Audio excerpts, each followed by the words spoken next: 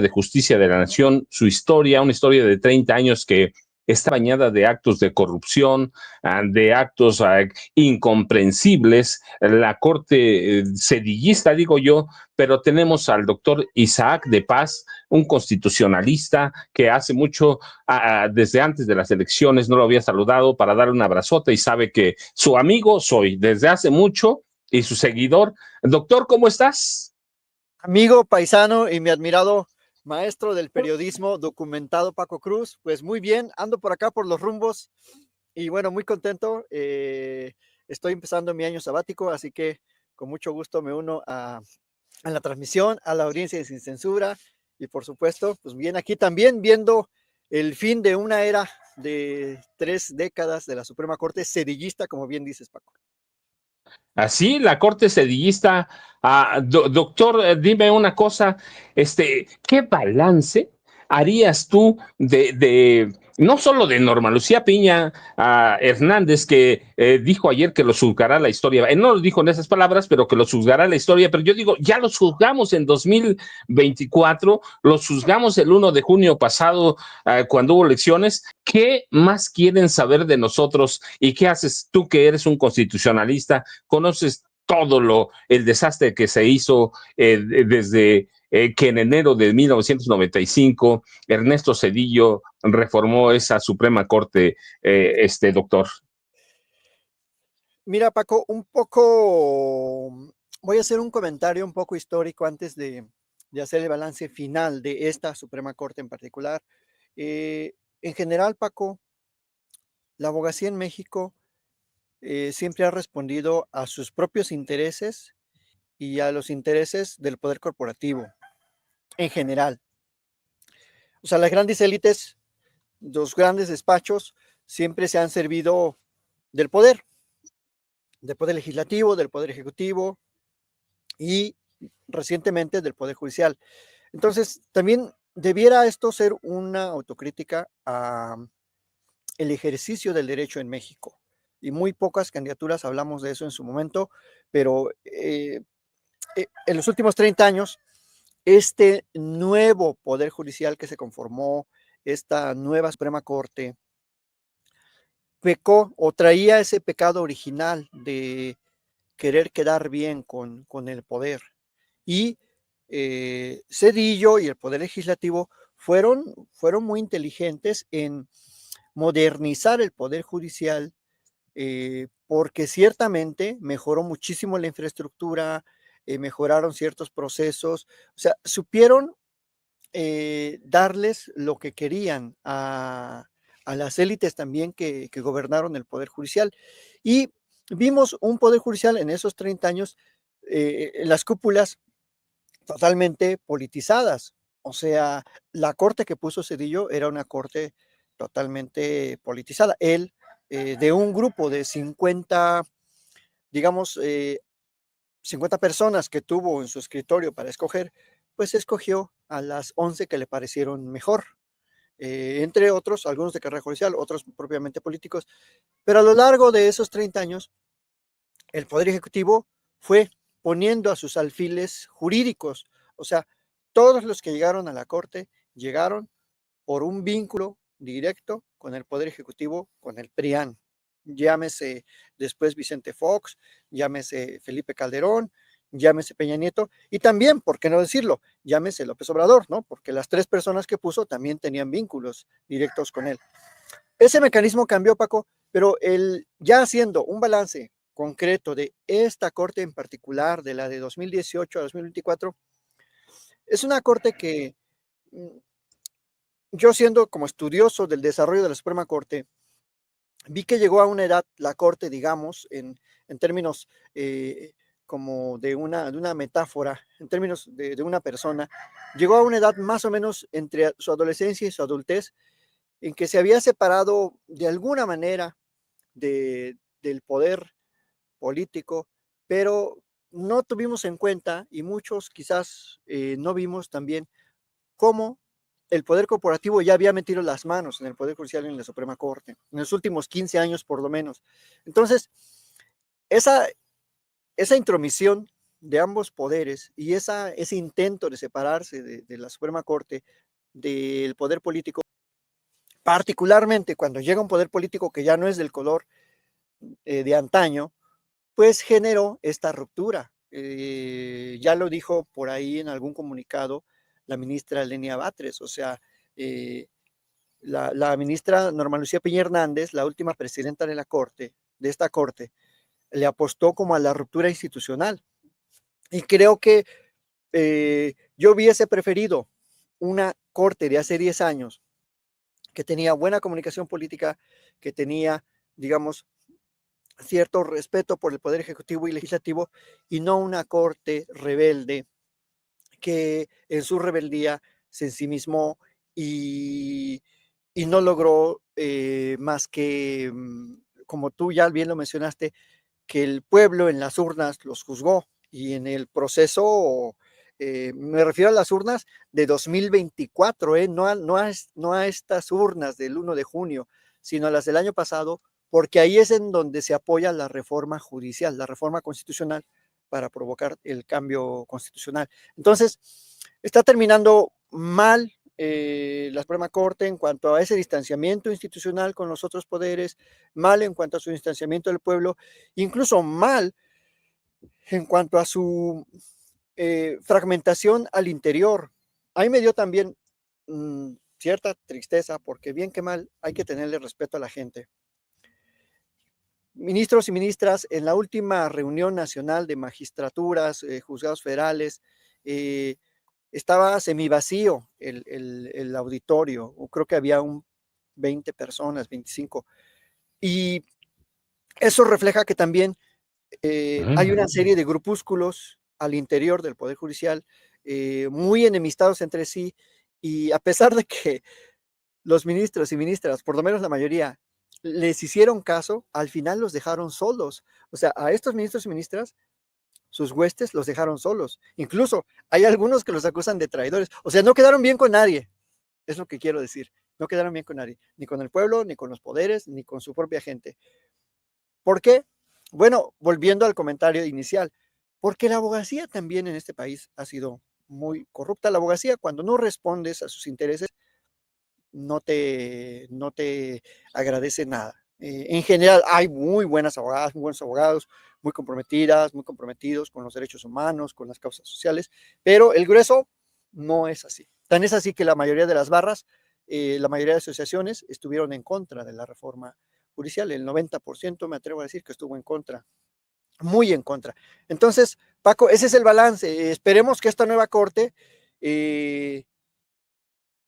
no le pase lo mismo, no llegue con eh, esas deudas políticas, porque seguramente algunos y algunas las tienen. Doctor, ¿qué te Ujú. parece si en esta terciamos con Vicente Serrano, que es el titular de este espacio? Mira, lo estoy dejando ahí afuera y además para saludarte también. Vicente, buenos días de nueva cuenta aquí con el doctor Isaac de Paz.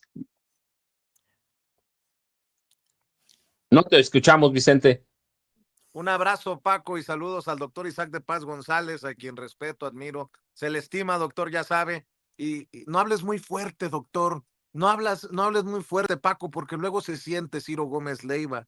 Me mandaron un clip de Ciro Gómez Leiva enojado, sentido, porque la presidenta ayer en la mañanera del pueblo dijo que se acababa el periodo del nepotismo, la era del nepotismo en el Poder Judicial, y se van pues golpeados, maltratados, palabras más, palabras menos de Ciro Gómez Leiva, y llegan los del fraude, dice Ciro.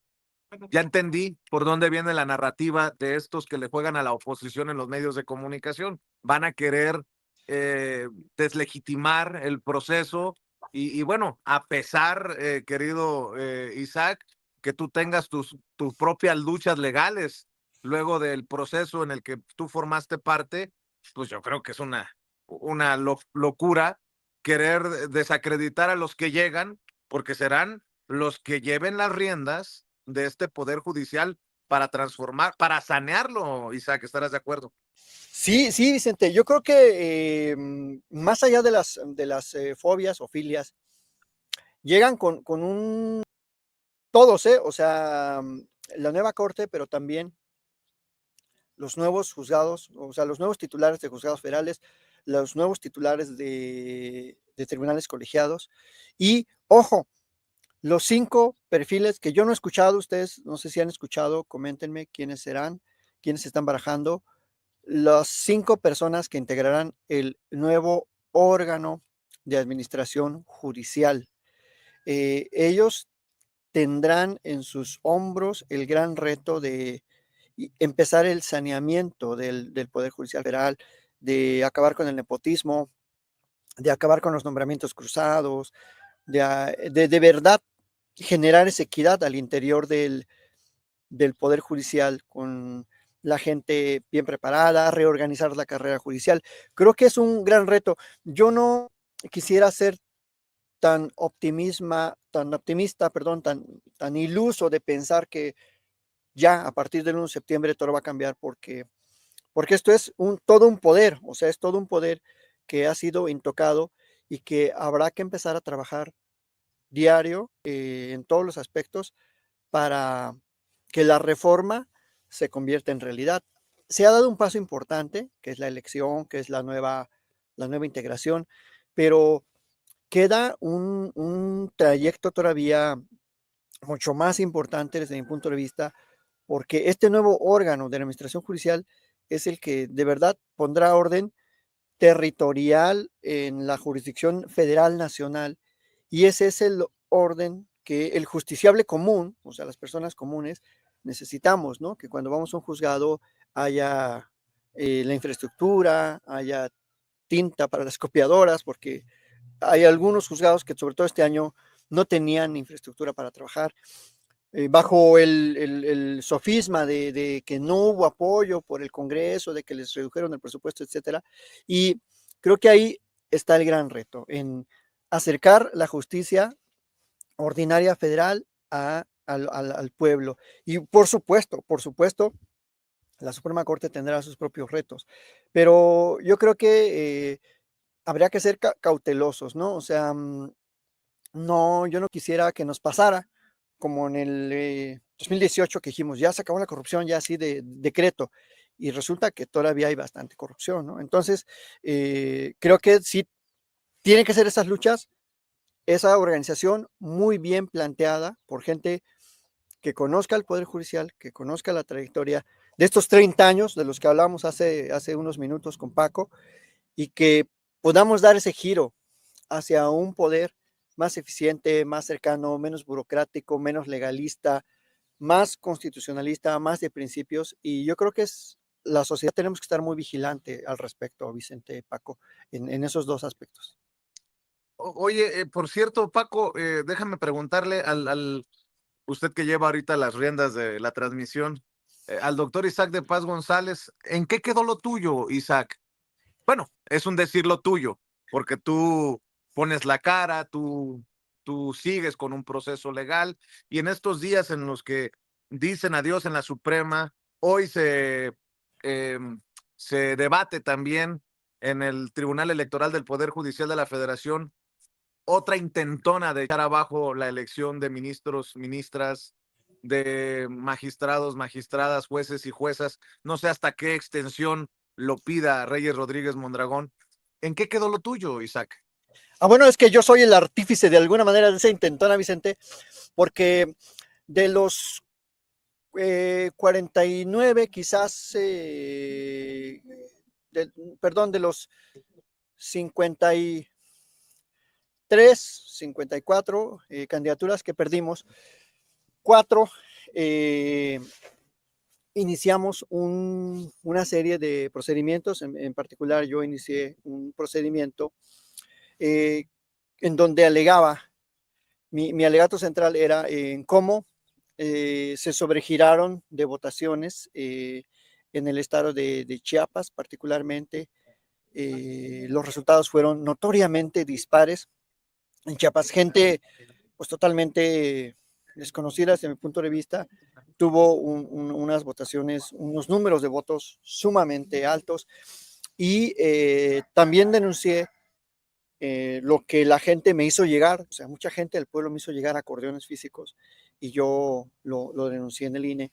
Esos procedimientos avanzaron y se han acumulado porque en materia jurídica y en materia electoral, cuando hay similitud de peticiones, similitud de hechos y similitud de personas participantes, se acumulan en un solo juicio. Ese recurso se va a resolver hoy en un par de horas. Bueno, no en un par de horas, yo creo que en unas 5 o 6 horas o más, en la sesión del Pleno de la Sala Superior del Tribunal Electoral. Se unió a mi demanda la doctora Olivia Aguirre Bonilla de Coahuila. También demandó otro candidato que se llama Carlos Odriozola, él por su cuenta. Él desconozco su demanda y sus argumentos. Y otra candidata cuyo nombre no recuerdo exactamente, también demandó, por aquí la tengo, otra candidata. También demandaron otros, pero no procedió su Rosalena Chávez González, perdón, Rosalena González Tirado. Entonces, esas candidaturas, 4, demandamos y se acumuló el juicio. Demandaron también otros 2, pero no se aceptó del todo su demanda de otras 2 personas candidatas. O sea que de todos los que perdimos, que fuimos alrededor de 54 perdedores, 55 y perdedoras, pues solo nosotros demandamos. Otros 49 no, o sea, 49 personas dijeron estamos conformes, ¿no? O no sé la razón por la que no impugnaron. Yo impugné esta operación nacional que se dio a través de los acordeones. Y claro, en el proyecto que hoy se va a discutir, se está valorando la anulación de la elección de ministras y ministros de la Suprema Corte. El proyecto es un proyecto muy amplio, es alrededor de 500 páginas. Es un proyecto con el que en algunas partes estoy muy de acuerdo, en otras no tanto. Y se hizo teniendo en cuenta todo el cúmulo de información, de acordeones, de estadística, de anomalías que se presentaron en las 31 entidades federativas, y hicieron un estudio muy profundo de cómo incidieron cómo hubo un bloque de personas, de candidatas y candidatos que al final resultaron las ganadoras y que tuvieron presencia en por lo menos 26 estados como bloque, y en algunos acordeones por lo menos en 30. Entonces, esta es la razón por la que el proyecto del magistrado Reyes Rodríguez plantea la nulidad, plantea que se vuelvan a hacer esas elecciones, plantea que se quede una corte provisional, entre otras cosas. Podrá tenerle la gente pues fobia a Reyes Rodríguez por haber sido funcionario de Felipe Calderón, pero el proyecto técnicamente en la mayor parte de sus argumentos es sólido. En otras partes el proyecto también yo lo veo sobregirado, como que se excedió en algunas cuestiones sobre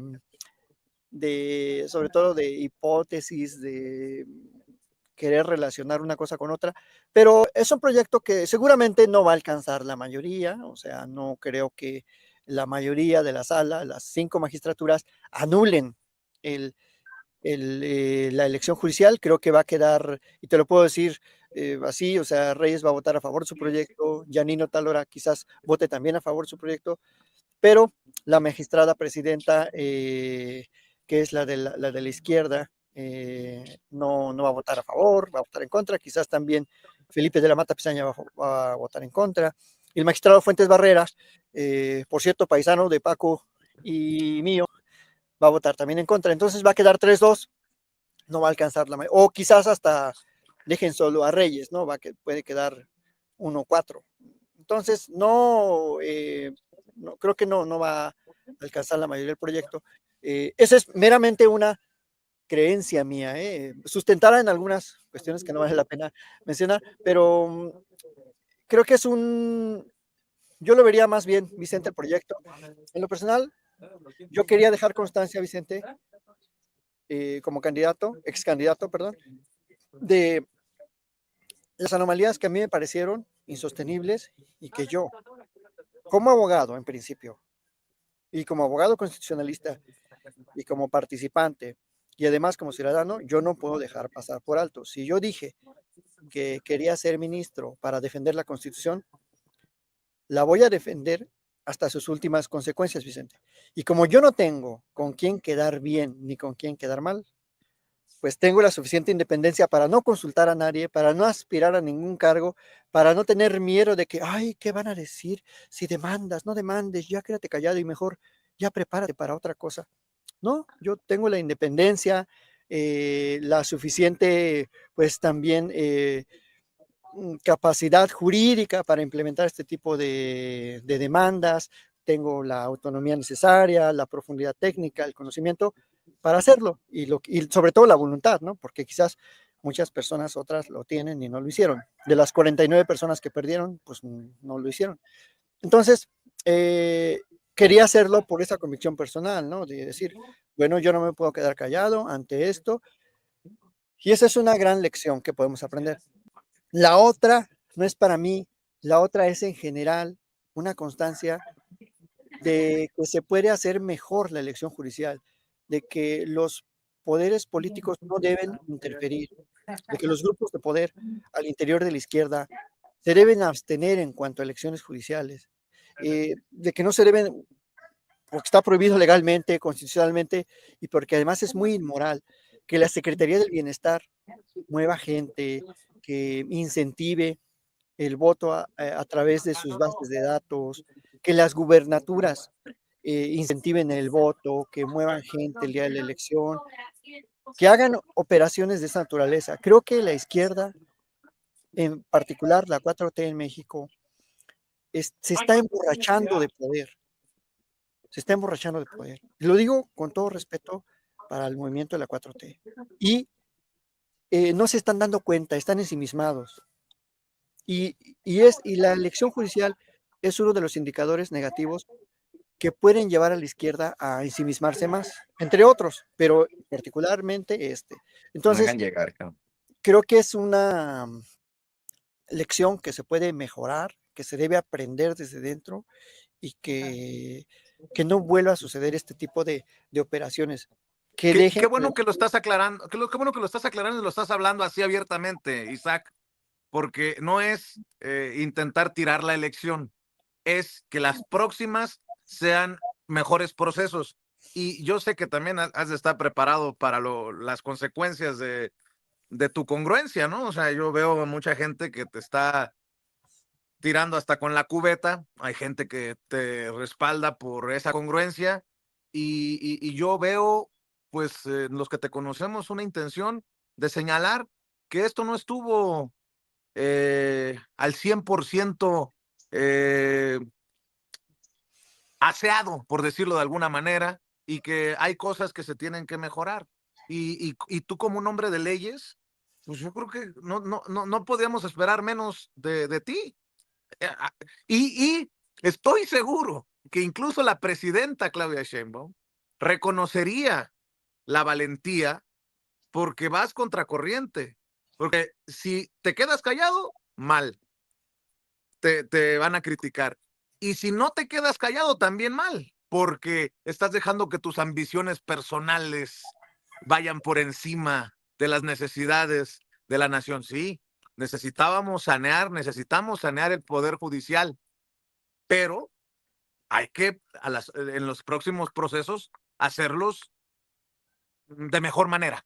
No sé si, no sé si me expresé como tenía que, pero así me sale, Isaac. Sí, Vicente, yo he sido muy congruente, digo, mismo Paco aquí denunció los acordeones en Tenancingo, todo lo que encontró, pero hubo muchas denuncias, o sea, y yo sinceramente, no, pues no creo que haya ninguna consecuencia. ¿Qué consecuencia puede haber? Yo no aspiro a formar parte de las filas de Morena, nunca he formado parte de las filas de Morena, ni de la 4T. Yo comulgo con la izquierda, he apoyado desde hace muchísimo, a la izquierda. Reconocido además como el candidato más progresista de todos los candidatos, y no lo digo yo. Claro, claro, o sea, yo no soy de izquierda de hace 6 años, 8, del 2012. Yo no voté por Fox, por supuesto. Siempre he sido congruente y así seguiré siendo. Y yo creo que la 4T va a pasar y seguiremos aquí gente de izquierda, ¿no? Entonces, mucha gente pudiera pensar que yo le hago el caldo gordo a la oposición, que, ay, ¿para qué dices eso? Le hace seco. Bueno, hay que también saber escuchar, ¿no? Yo creo que hay que ser autocríticos. Es un momento crucial para México, es un momento crucial para la izquierda. Hemos visto lo que ha pasado en Bolivia.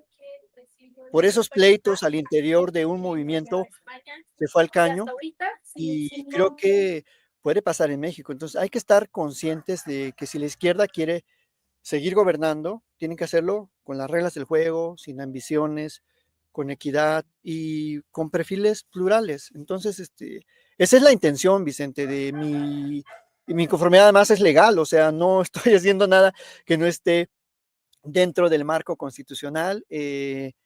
Creo que es una buena sacudida para la gente que participamos en todos los sentidos y en todos los aspectos en esta elección y va a seguir adelante. Seguramente a la nueva corte le va a ir bien. Es positivo ver que la nueva corte, la nueva integración tiene una buena sintonía con el poder legislativo, se han reunido con el poder ejecutivo, seguramente también la tendrá y eso es lo que queremos, pero no podemos pasar por alto que hubo errores, que hubo ilicitudes, tenemos que ser autocríticos, si no, no vamos a llegar a buen puerto, Vicente. El movimiento se puede desmoronar desde dentro y eso, lo único que va a suceder es que la gente se va a desencantar y va a empezar a no votar y a votar por otros partidos y a que vuelva a la derecha. Entonces, creo que es un gran aliciente que haya autocrítica, que al interior del movimiento haya también diferencias y que se vayan resolviendo sobre la marcha para favorecer no intereses personales, sino intereses de la nación, ¿no? O sea, en particular, yo no tengo ya ningún interés personal de participar en nada, o sea, yo he sido académico los últimos 10 años de mi vida, antes fui abogado y seguiré siendo académico y abogado también, ¿no? O sea, no me interesa ningún otro tipo de cuestiones, así que no, no temo Abogado, ninguna consecuencia, así que abogado, estoy. académico y comentarista también aquí en Sin Censura. No estás Bueno, cabrón. claro, ¿no? Por supuesto, de Sin Censura, por supuesto, del el gran programa que, como hemos visto en los últimos días, Vicente, la pluralidad a veces cuesta, ¿no? A veces es criticada. Pero yo creo que es mejor a quedarnos ahí callados o hacerle el juego a otros. Yo creo que es mejor ser congruente, tener los principios y seguir caminando en esos principios. Pues yo te mando un abrazo y te deseo mucha fuerza, mi querido Isaac. Creo que hay batallas que perdiendo se ganan.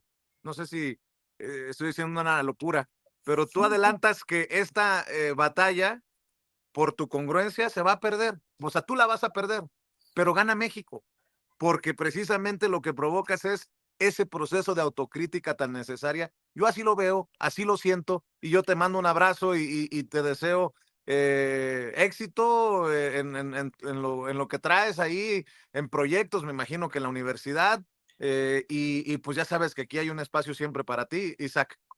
Claro que sí, Vicente, todos los martes ya quedamos. Y yo creo que más allá de que hemos ganado como país, Vicente, como democracia hemos ganado, porque ahora todo el tiempo se discute qué hace la Corte, qué no hace, qué hacen los juzgados, cómo son las resoluciones judiciales, quiénes son las víctimas, quiénes son los victimarios. Hay más escrutinio y eso es súper positivo. Este es el gran gane, que ahora algo que antes estaba hermético, estaba cerrado, ahora está abierto a la discusión. Y eso creo que todos hemos colaborado para ello, comentaristas, algunos medios, otros más que obviamente los medios derechosos no, pero la gente, abogacía que participa, los propios perfiles que participamos en las elecciones, ojalá que sigan participando, ojalá que sigamos todos abiertos en nuestros canales, en nuestras redes, a seguir discutiendo esto, Vicente, porque de eso se trata la democracia. Y la democracia judicial en particular, tenemos que construirla y para eso pues se necesita autocrítica. Así que muchas gracias, Vicente. Muchas gracias a Paco, a Ceci, a toda la gente, a la audiencia de Sin Censura. Muchísimas gracias. Incluso gracias a aquellos que no estén de acuerdo con lo que decimos, porque también de eso se fortalece este espacio libre como el viento. Tus redes sociales, doctor. Claro que sí, Vicente, pues por supuesto, mis redes son @Isaac de Paz en X, @Isaac de Paz también en TikTok, en Instagram, en Facebook, Isaac de Paz González. Y bueno, ahí síganme para todo lo que se comenta legal y constitucionalmente, pues seguiré con mis videos, con mis comentarios y transmisiones. Así que muchas gracias, Vicente. Excelente miércoles para todas y todos. Claro que sí, gracias, doctor. Un Y abrazo, disculpa ayer. doctor. Sale, abrazo, el doctor Isaac de Paz González. Oye, Paco, déjame